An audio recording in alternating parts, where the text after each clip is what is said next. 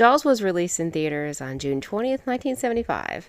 Now, I will let you know that I will do my best to avoid any spoilers, but I will go over the opening scene because I think it's a great example why you need to watch Jaws. And I can't show too much because this is a Universal film. They love to throw out copyright claims. Even though this is a 50-year-old movie, use your imagination. Now, Jaws was a huge hit in the box office, and it was the first film to be dubbed the summer blockbuster. Steven Spielberg was just a youngin' when he directed Jaws. There was actually a lot of sorrow with Jaws. Well, they had this mechanical shark, because obviously this is about a shark, by the way. A deadly shark in the ocean. I mean, where else would it be? But anyway, they had this mechanical shark, and it just did not want to cooperate.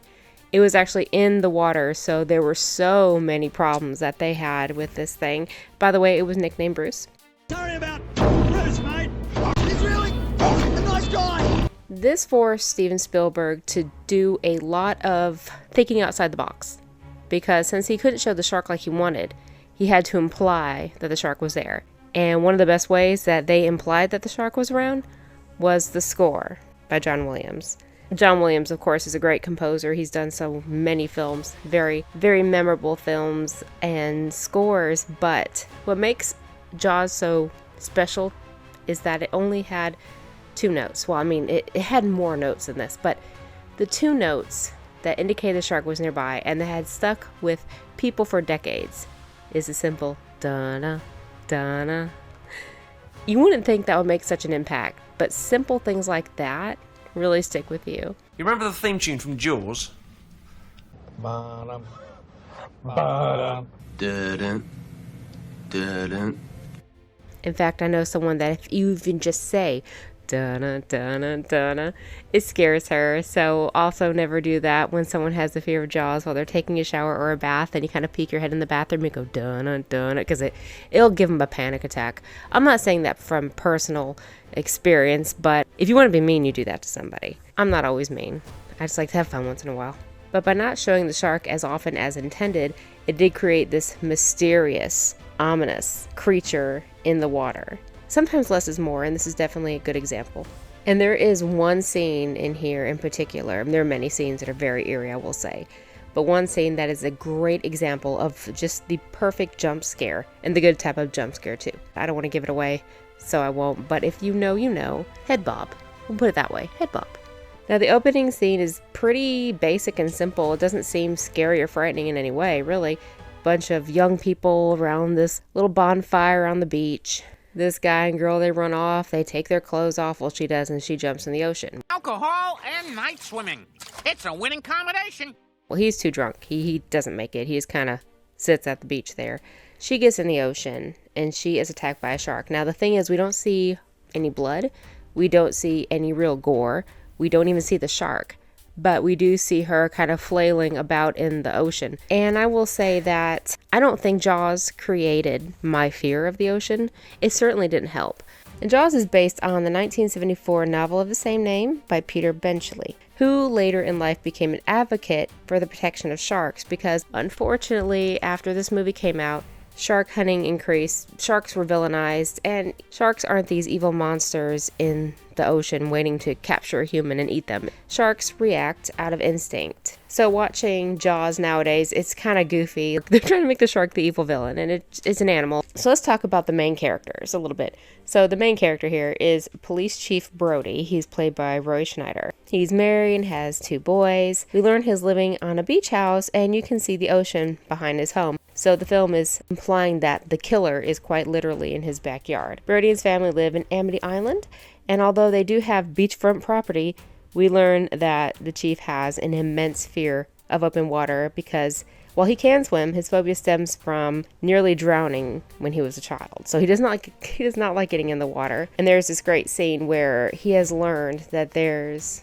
possibly a dangerous shark out there, and he's watching the families go in the ocean, the kids run in the ocean, and you're thinking, oh my God, these kids are going in the path of danger, not the baby. It really puts you in his position where he doesn't want to cause mass hysteria. He doesn't want to panic people and say, everybody get out of the ocean. But he's also in the mindset that something bad is out there or can be out there, and I'm letting my kids go in the water. But again, he has this immense fear, so even when something bad does happen, he doesn't get in. But this is also, eventually, he's going to have to conquer his fear in order to complete his mission.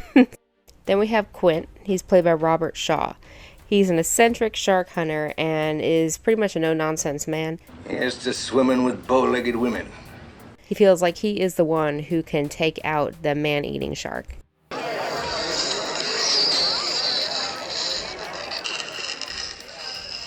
I'll catch this bird for you, but it ain't gonna be easy. You wanna play it cheap? Be on welfare the whole winter. You yell barracuda, crisis, huh? What? You yell shark. We've got a panic on our hands on the 4th of July. And while he is an odd guy, he's a really interesting character. In fact, there's a scene where he talks about when he was on the USS Indianapolis. To Hooper, that's the USS Indianapolis. Which, in real life, the boat did sink and men were stranded in the water, and there were stories about men being eaten by sharks. You know the thing about a shark, he's got lifeless eyes, black eyes like a doll's eyes. Then we have Matt Hooper, played by Richard Dreyfuss. He's an oceanographer. Stop playing with yourself, Hooper! And he examines the remains of a body that was found on the beach and concludes that she was killed by an unusually large shark. These are three totally different men, three totally different personalities, but there's some camaraderie there. It's great to see these different characters interact. One of my favorite scenes is when they're comparing scars and things like that. That's actually how Quint starts his Indianapolis story. I'm tired and I want to go to bed. I always talk about how I love practical effects, and although Bruce was a real headache for Steven Spielberg, it stands up 5 decades later, and the special effects really look great because it was real. So even though he struggled, I'm sure poor Steven struggled with this whole Bruce situation, it really paid off in the end. When I was younger and got in the pool, I couldn't help but think, wouldn't it be scary if there was a shark? Like, I can barely run on land. There's no way I can outswim a shark, so I'm just dead at that point. I would not make it. Who is it? Telegram. Oh, telegram, just a moment. So Jaws has been stuck in my head since I first watched it when I was a little kid. And I think Jaws is great if you like the type of movie that makes you sit and wait and think. And while there are some jump scares in there, they're really, really good. They're done correctly. It's more of a psychological thriller than a horror movie. All right, so that's my suggestion to you. You've got to see Jaws from 1975. If you have not seen this movie yet, how did you avoid watching Jaws for so long?